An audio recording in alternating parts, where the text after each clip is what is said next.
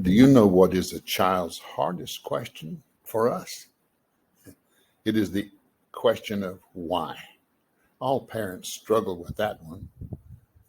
Do you know what is the most important question you can have in life? In this study, we will consider that question. I begin by saying that there are three questions in life of near equal value. They are: number one, is there a God? Number two, who is God?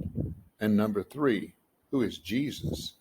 The answer to number two and three can only be answered by revelation from God. By that I mean by reading his book, the Bible. Proverbs 29 and 8, verse 18 tells us, where there is no revelation, the people perish. Without a word from God, we cannot know who God is or who Jesus is.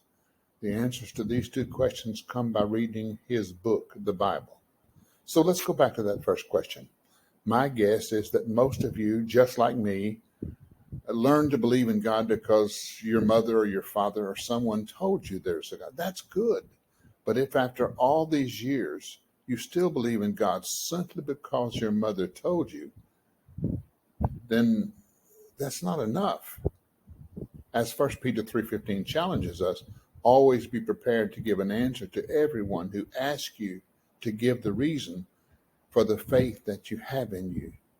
Because the question of is there a God is such a big question, it requires a lot of study. So here are a couple of thoughts. First, churches and universities and preachers have failed to teach on this question of whether or not there is a God, as we should have. Most of us in our homes have not studied this great question either. We have assumed there's a God and skipped the study. Most of our studies have been around the subjects of who is God and who is Jesus. And those are great, but we still need to go back and look at, is there a God? It has long been said that our young people go off to college and get their faith shaken. Perhaps that's because while we had them at home, we didn't help them understand the reasons why we believe in God. Second, and finally, let me share a couple of things about what we can do to build our faith in God. Number one, read books about the question.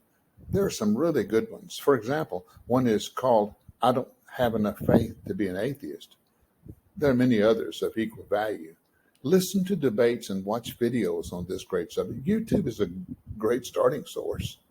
And third, study with those who have studied that question. There are men and women who have spent their entire lives dedicated to the subject and the study of whether or not there is a God.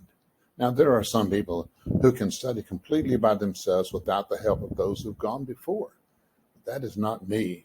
I doubt that that is you. So find someone who can help you understand the answer to the great question of why we believe in God. Sit at their feet and learn what they have learned.